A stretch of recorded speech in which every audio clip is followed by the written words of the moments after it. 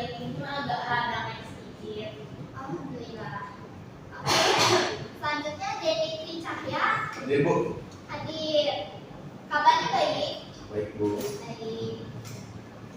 Selanjutnya ada Fauzia Amelia Septianto. Hadir Bu. Dipanggilnya biasanya apa? Wow. Ya. Baik kabarnya? Alhamdulillah. Alhamdulillah baik. Lanjut Gibrafil Kafi. Eh, Ada yang namanya Gibrafil?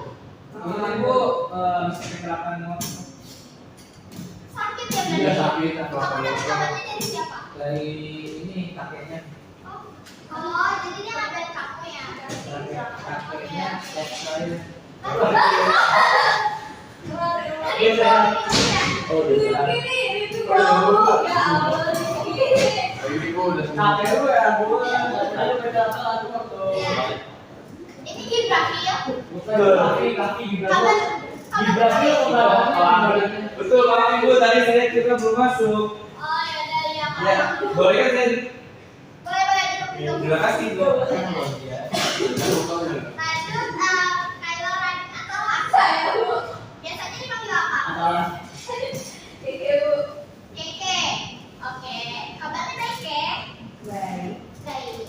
Oke. Lanjut Muhammad Aji Saputro. Aji Bu. Biasanya dipanggil Mas Aji. Aji ya. Aji kabarnya baik. Baik Bu. Oke. Lanjut Muhammad Fahmi Anoa. Baik. Ya, oke. Nabila Fahutra. Hadir Bu. Baik. Kabarnya baik. Baik Bu. Nah, oke. Rizky Fadil Kasman. Ibu. Jadi kabarnya baik. Baik Bu. Baik ya. Sabrina Zulfa. Sabrina Zulfa. Ini yang namanya Sabrina mana nih? Izin Bu dia. Izin apa? Acara keluarga katanya. Oke, acara keluarga ya. Ya. Ini izin kamu ya. Sudah Ibu. Oke. Habis itu Syawa Estiara. Masih apa? Enggak ada. Sakit kayak dia Bu. Sakit nggak sih keluarga? Kapan Bu? Ada Jatuh dari tangga Bu. surat dokter ada nih. Surat dokter. Hari ini hari ini yang Ya udah iya. Tapi dia udah ngambil ke kamu ya. ya. Semoga Syawa cepat sembuh ya teman-teman. Amin. Amin ya Rabbal Alamin. Terakhir Yeni. Sakit Bu. Sakit lagi. Kenapa nih? Belum dicas tadi buat laptop ya Bu. Mati. Bentar. Ini bawa casan.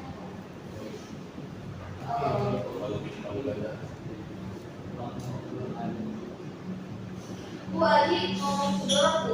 Boleh Siapa jawab Bu. yang mau jorok? Jawab. Di kelas 10 ada yang mau jorok? Jawab. Nggak boleh. Iya. Jawab Bu. Kamu bersih ya. Dari Kasar nggak boleh kasar. Ngomong kasar nggak boleh Bu. Kayak kasar. kasar. Kasar. Iya mana kakak? Nah, Kondusin. Bu katanya Gibran mau bimbing saya. Aji nanti Bu. Buka itu kayak Bu. Mau dikabung.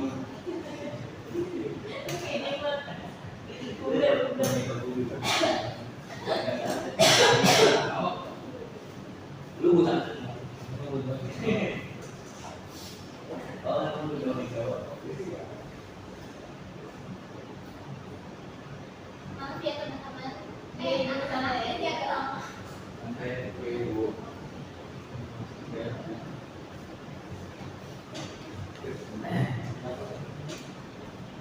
Bu Aji mau jorok Bu.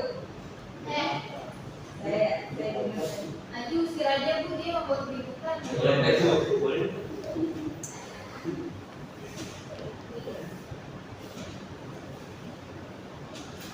Mumpung ini laptopnya masih loading. Bu hujan Bu. Iya tahu. Hujan ya? Yang lain pernah kebanjiran nggak? Banyak Bu. Saya enggak Bu. Jalan saya. Saya baru buka ya. Bu saya mau datang. Nah, oke. Teman-teman, masih ingat nggak? Di semester 1 kita belajar apa aja? Ayo. Belajar Apa yang telah kita pelajari sebelumnya? mitigasi dan adaptasi bencana Bu. Oke, benar, Pak. Yang lain masih ingat nggak? Masih ingat loh. Masih ingat kok.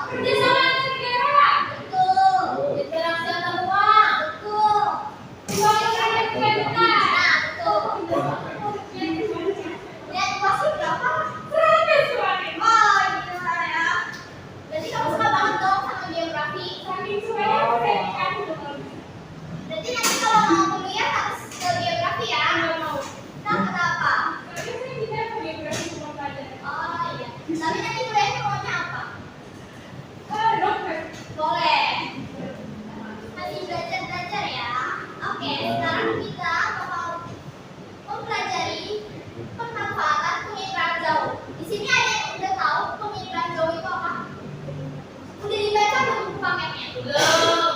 Atau belum dibagiin sama perpustakaannya? Belum. Ada yang udah belum. Oh belum, ada yang udah, ada yang belum ambil ya. Oh, boleh. Nah, di sini penginderaan jauh. Penginderaan jauh adalah teknik untuk memperoleh informasi tentang suatu objek atau fenomena dari jarak jauh tanpa menyentuh objek secara fisik. Caranya adalah dengan menggunakan sensor, misalnya pada satelit atau pesawat yang mendeteksi radiasi elektromagnetik yang dipantulkan atau dipancarkan oleh objek tersebut.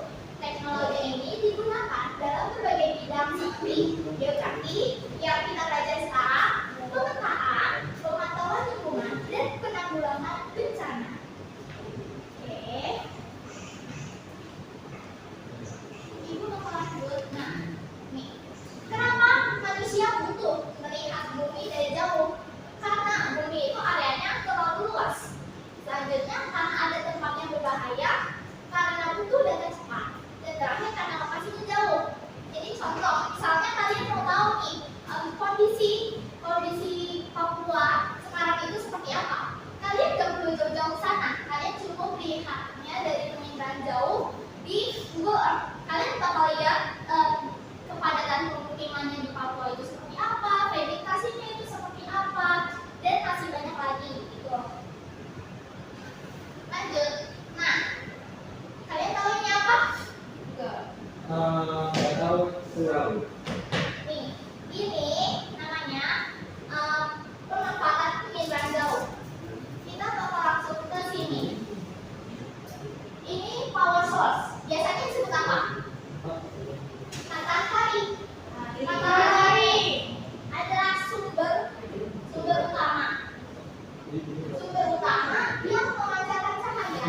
Memancarkan cahaya ini akan dipantulkan atau diserap.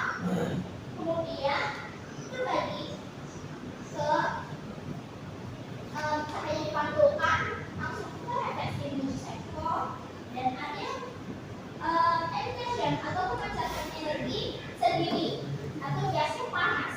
Nah, objek ini contohnya ada apa aja? Atmosfer. Bukan. Objek itu kayak bangunan, rumah, ya, jalanan, stasiun, pepohonan, air, tanah, dan masih banyak lagi. Nah, sensor kemudian yang terjadi pada sensor ini akan dipantulkan atau dipancarkan. Energi dari objek ini dipantul oleh sensor di satelit. Satelit kemudian akan menuju data. Datanya terbagi dua, ada yang digital, ada yang visual. Visual ini akan menghasilkan data non-image, sedangkan yang digital akan menghasilkan data image. Jadi berupa gambar, seperti yang di Google Earth. Google Earth yang kita biasa pakai kalau misalnya mau lihat maps gitu. Nah, kemudian akan kembali ke various data user. Nah, Ibu lanjut ke bagian selanjutnya. Komponen penginderaan jauh terbagi jadi 6 bagian. Yang pertama, sumber energi. Sumber energi ini biasanya berupa matahari, tapi ada juga ada buatan. Kemudian ada objek, tanah, air, bangunan, hutan. Sensornya itu ada kamera satelit, radar, dan lidar.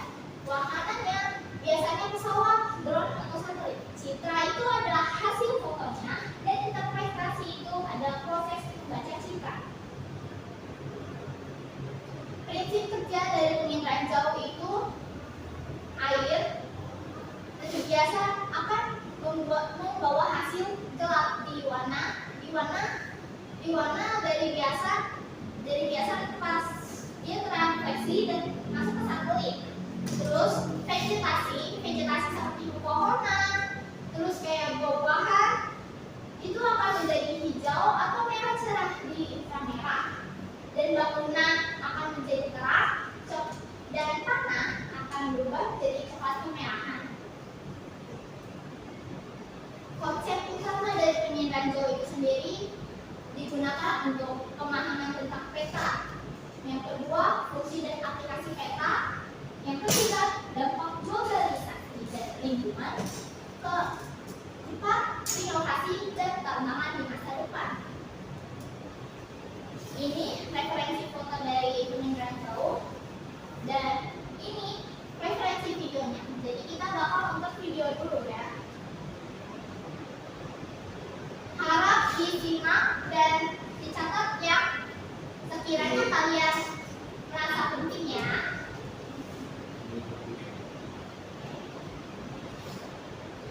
Assalamualaikum warahmatullahi wabarakatuh. Selamat pagi, salam sejahtera untuk kita semua. Materi tutorial kali ini adalah tentang pemanfaatan penginderaan jauh. Penginderaan jauh yang fokusnya adalah citra penginderaan jauh adalah sebenarnya merupakan teknologi daripada peta. Namun keduanya hingga saat ini masih saling dibutuhkan karena memiliki kelebihan dan kekurangan masing-masing. Sebelumnya kita akan membahas tentang perbedaan peta dengan penginderaan jauh.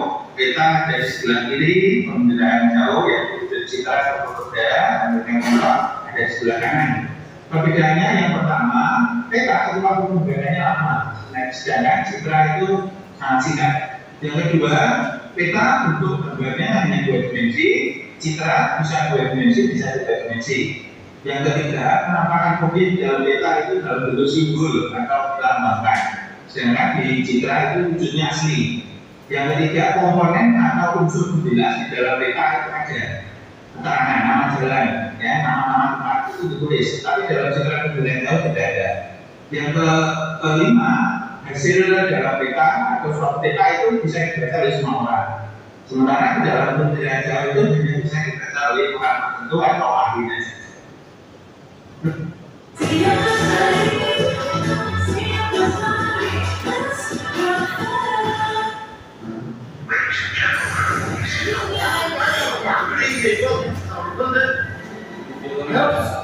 Nah, karena begitu banyaknya lebih. Ya, dan memang merupakan definisi dari peta, maka citra penilaian jauh semakin banyak digunakan. Beberapa faktor yang mendorong penilaian jauh makin banyak digunakan antara lain adalah yang pertama, mampu menggambarkan permukaan bumi secara asli dan detail. Yang kedua, menjangkau semua lokasi, termasuk wilayah yang sulit yang kita tidak bisa menjangkau wilayah tersebut. Kemudian selalu update atau keadaannya relatif baru karena akan diperbarui seterusnya. Menjangkau daerah yang sangat luas, proses pembuatannya cepat, dan bentuk gambar bisa 2 dimensi dan 3 dimensi. Bisa menjangkau daerah yang sulit, jadi seperti beberapa objek yang sempat kita beberapa waktu yang lalu, kita tidak perlu sana dengan penilaian jauh, yaitu di Google Earth, kita bisa mengetahui bahwa dibutuhkan ada fenomena yang saat itu sempat digunakan sebagai alien ya. Padahal bisa jadi ini adalah suatu fenomena bentanan atau daerah lahan yang tidak tertutup oleh salju begitu ya.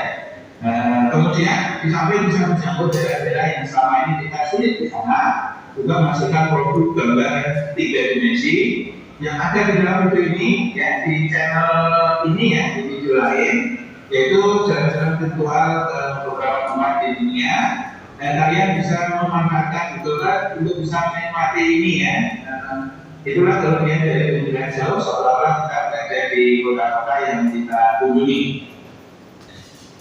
Kemudian pemanfaatan penginderaan jauh ini ada 8 bidang. Kita mulai dari bidang yang pertama, yaitu bidang perencanaan wilayah dan pembangunan. Manfaatnya yang pertama adalah untuk merencanakan pembangunan suatu wilayah. Yang kedua, menjadi dasar pembuatan tata ruang.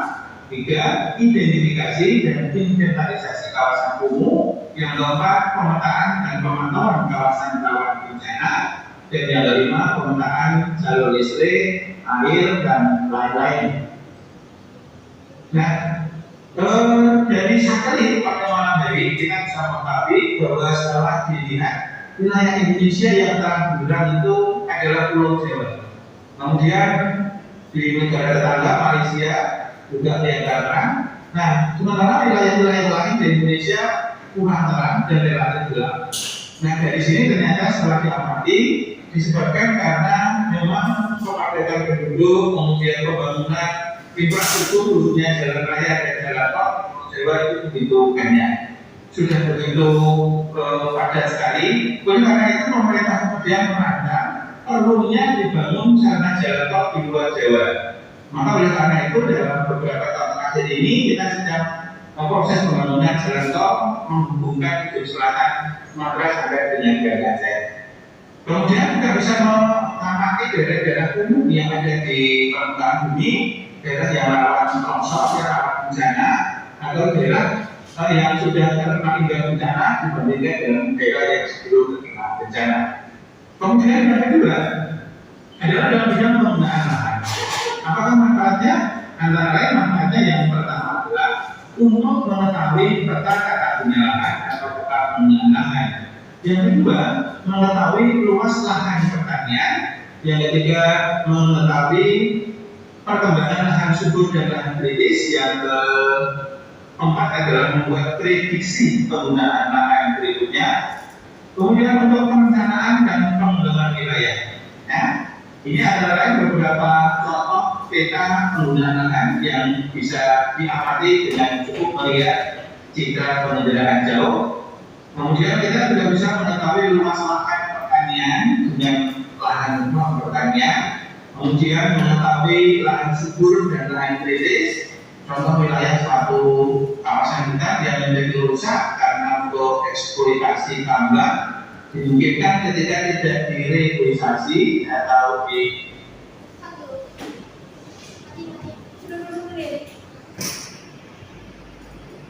kritis ya. Kemudian Oke, kita sampai sini dulu ya, karena kayaknya bentar lagi istirahat. Jadi ibu mau ngasih kalian tugas aja. Tugasnya itu bakal kalian bagi ke dua kelompok. Dua kelompok.